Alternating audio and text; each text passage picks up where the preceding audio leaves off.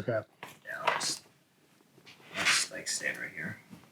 Cool. All right. Yeah. What do you like? What's this pile of stuff? Yeah, so I got the full binder, and inside are, let's see, the first one is 1995. Very first entry is April 12th, 95. Let's see. Yeah, which is just when I started keeping a running journal. I had actually started running on a daily basis about February of that year, because I remember in March of that year was like a 1 mile like time trial for PE class. But I didn't start keeping the journal until April 12th. So 95 and then 96, I guess I started like decorating with runners. So I've got Roger Bannister on the cover of the 96 one. The next one, classic. So you cut out a photo? Yeah, like cut out a photo from like a magazine and like glued it on there. Again, yeah, this is a Nike ad, of course. So I've been like 97, 98. I don't know. I wasn't inspired that year, I guess. No photo. But then here we are, the 2000 volume. The fifth one, Matt Carpenter shows up. This is from the Mount Washington Hill climb sometime in the 90s. He's all kitted out in Fila. 2001, we got Jerker. Classic. Looks like a Seattle environment in the background. Then what year would this have been? The next one, this just jumps to 2004. Roger Bannister again after he broke the 4-minute mile. Being held up by people. But then I moved to these crazy little, Runners World put out these like little pamphlets, training log pamphlets. It's like this one has Ed Eyestone on the front. And it's just like, you filled it in. And that was, this one is 2004, 2005. Yeah, 2003, 2004. Bob Kennedy. So I don't know, these are the journals, but then there was, let's see, that'd have been like 06, so yeah, this is 05, 06. Went to like the more standard journal, I guess. Very specific, I had my first sponsorship, Sportivo with the sticker on there, 2006. Yeah, just, writing the stuff down. Then like the classic moleskin eventually. This would have been like 08, I guess. Yeah, 07, 08. More of the same. And then 2010, I had this calendar, which was more minimal again, but yeah, just filled it in. I don't know, I think I was just looking for something a little more simple. But at this point in time, I was also like documenting on athleticcore.com, but that site crashed and went away. But so I still have the hard copy.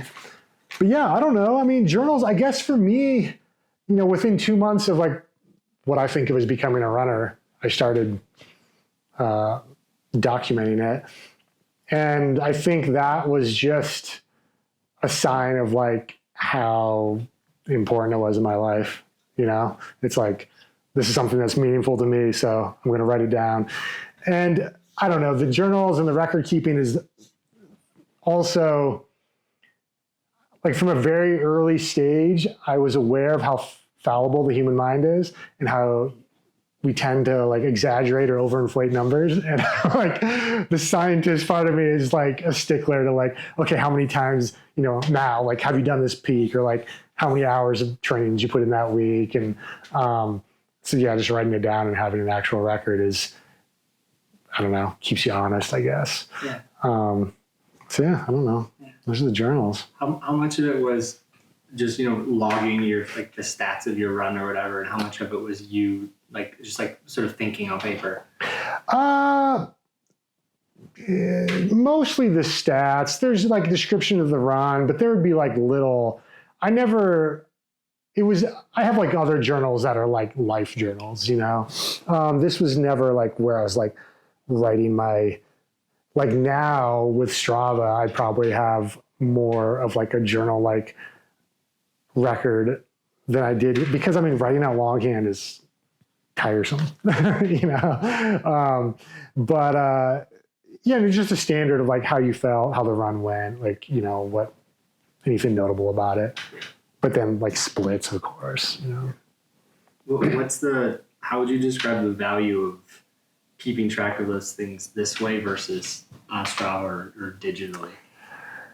I mean, for me, the difference between hard copy, longhand, and, you know, even like a spreadsheet or Strava is it's just more intimate and personal. You know, it feels like you know, it's not out there for public consumption. You know, it's so there's no. I mean, I think Strava has like private notes now, which I've like barely used, but that Strava is inherently like this public. I don't know. You have to like think about the fact that other people are reading this. Whereas with this, there's none of that, of course. Like it's this kind of thing where like I don't think people would even be. I don't know. It is so like personal that it wouldn't have any relevance to anyone else even, you know? Which I don't know. Most of the stuff on Strava probably doesn't either, but yeah. How important are these to you? It's funny because like they definitely are. I would be super bummed if I lost them. But they're not something that I like go back and like leaf through very often, like if at all. I mean, only if I'm writing something else maybe, and I'm like trying to remember, you know, when something happened or like just like what my thoughts were at the time about it. But yeah, I don't. And like now it's so funny because, you know, back when I was doing this, you know, so this is over a decade ago now, it's like this kind of like maniacal, like keeping like, okay, I ran this many miles and that kind of thing. And like, I couldn't tell you how many miles I ran last week. Like I couldn't even really make an educated guess. It's like my relationship to running is so different now than it was 10 or 20 or 30 years ago, you know? So, yeah. If you were still keeping these now, how do you think it would look? Would you still be going about it the same way? It would be similar to like the way it was like 10 or 15 years ago, something like this, you know? Yeah, it's just like basically like a week for, you know, 2 pages like this, and yeah, just like notes. Yeah, that would be, which I mean, because this is my 30th year of like since I started keeping a training log, yeah, I like recently like restarted like keeping a written training log. It just seems like, I don't know, I'm 41 now. It's, as you get older, I think you have more appreciation for that kind of thing maybe. And yeah, it's a practice I hope to like rekindle and stay consistent with for sure. I know you're like embarrassed about a lot of them. Is there like one that stands out that you would want to read or might be funny or anything? Oh, I mean, I don't know. Like I said, no, I was just, the thing that I was embarrassed about is because I was writing this thing recently about really, I guess my last high school race, which was like the 3,200 meters, like the state championships in Nebraska in like 2001. And just like reading up to like leading up to the race, just sort of like, I don't know. I mean, I was 17 years old and just like, I guess like a little bit arrogant maybe, but also I'm just kind of like disappointed in myself for like, I don't know, just not being more tough maybe. And like, but again, I was a teenager. So I don't know, but it's just like, yeah, I think anything from our teenage years would feel a little cringy about, you know? And it was just that kind of thing. I don't know. Yeah. Is that one that stands out, like what you wrote about that? Like which ones stand out that you can remember? I mean, for me, Any entries? it's, yeah, like, I guess like my first marathon is always kind of stand out because I mean, I was only 12. That would have been like the summer of 96. And, you know, I didn't write anything else about it anywhere, you know, like, I don't think in 96, like Niobrara even had the internet yet, you know, like I wouldn't know, like, and at that point I wasn't keeping any other kind of journal, you know, when I was 12 years old. So I don't know, let's see, 96, what do we got here? Oh yeah, July 20th, 96. Yeah, and accordingly, like it's a page and a half, but I don't know, it's just goofy stuff. Like just being excited, being with other runners, you know, it's like, oh my God, like, and there was like, what it says, 65 people in the race, you know, like this is nothing race in Iowa. But what was like the last couple lines of it? Let's see. Or the first couple lines, whichever. Yeah. Well, first couple of lines. Yeah. I got up at 4:50 a.m. and Dad and I broke camp. So we must have camped out the night before. Drove 15 minutes to the start. It was awesome. I got the number one because I was the only one in my age group, of course. Yeah, it's just stupid shit like that. I don't know. Oh, I stretched while an old man played the bagpipes. He was probably like 25. Yeah. I don't know. So yeah, just like, so I don't know, there's some color to it. Yeah, I don't know. Definitely like hit the wall at mile 23. Yeah. I mean, I was 12 years old, you know, it's crazy.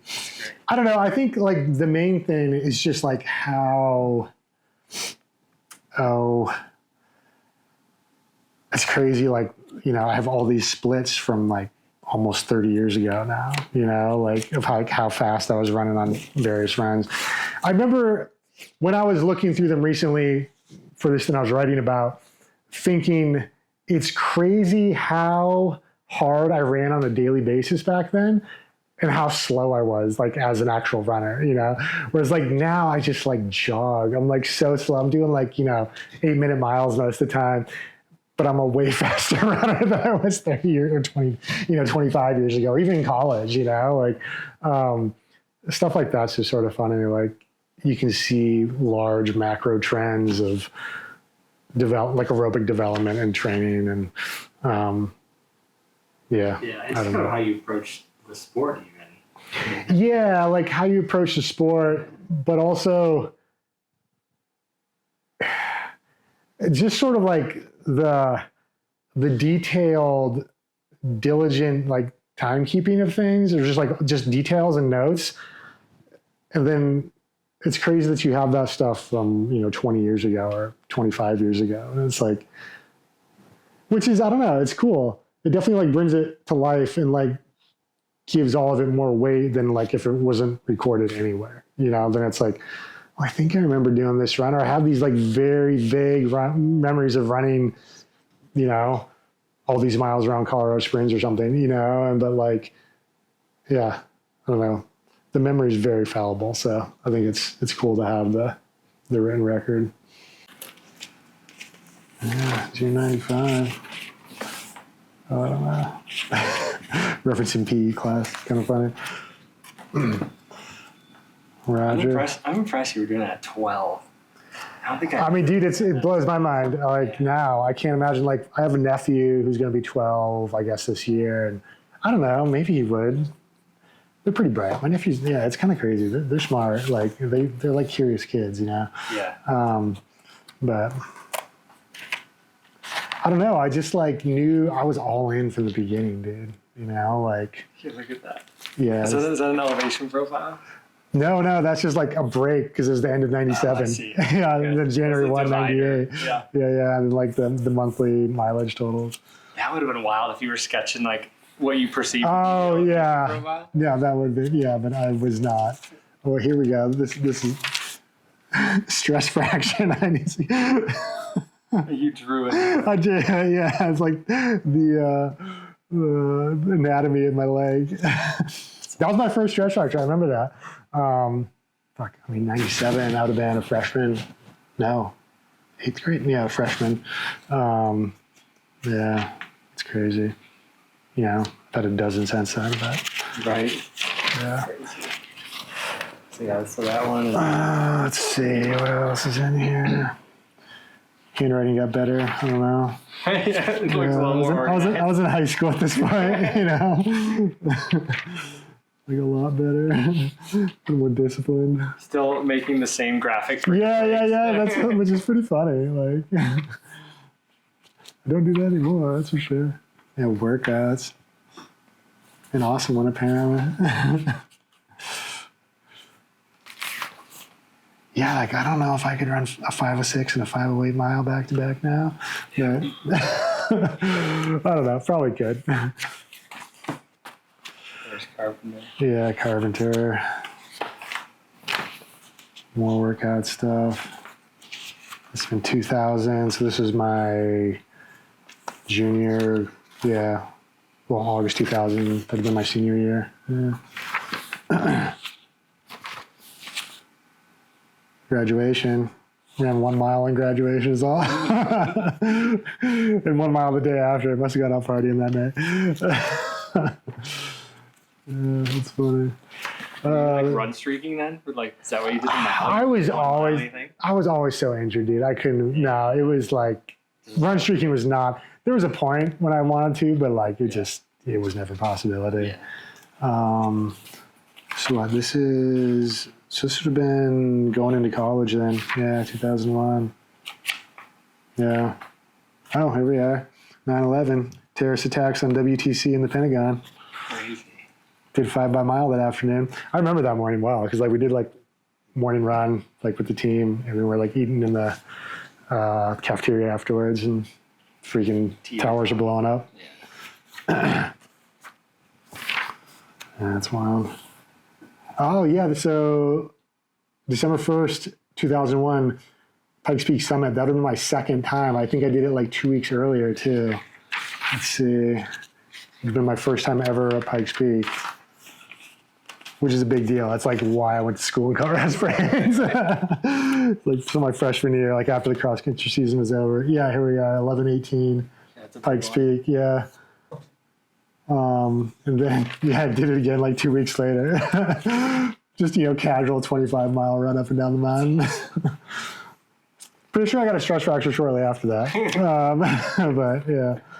2001. Oh, this is, dude, I used to be psycho with like, yeah, like doing up, like having training plans and stuff, but yeah. Then the Runner's World log. Yeah, then the Runner's World logs, these little guys. I don't know. It's funny. This is all in pencil for some reason. I don't know why I did it in pencil. That's kind of crazy. But yeah, I don't know. 100-mile weeks here and there. It's just crazy. So what is this? 01. Oh, this is 96, 97. That's so funny that I had like both. So this is an overlap with like one of these. Yeah. So you just were writing more than in the notebook. Yeah. But I wanted to like be able to like visually see it, I think, more. And that's what that was about. But yeah, but this stuff, but like this one, let's see. Oh, 2002, 2003. So this would have been like my sophomore year of college. I think this was probably the only, yeah. Yeah, summer, dude, was always go hard in the summer, and then I was terrible in the fall. Like, yeah, I mean, these weeks, 108, 117, 123, 126, down week, 68. Oh, because I did the Pikes Peak Ascent. Okay. 115, 104, 110, 104, 120. Like, that's just like, that's miles, dude. Stacked on. Yeah, like just, over like 20 weeks kind of thing. Yeah, it's cool. So I put these on. Like, this one came with Ed Eyestone, but I put Bob Kennedy on there because, he was the only non-African at the time that was running fast. Kip Kano, Roger Bannister again. Yeah. Yeah. I mean, that's like this is like a Tracksmith ad right here, dude. Absolutely. Totally. It's kind of funny. I love just the wrinkles from the glue. From the glue, yeah. This is just like Elmer's glue too, probably. Yeah.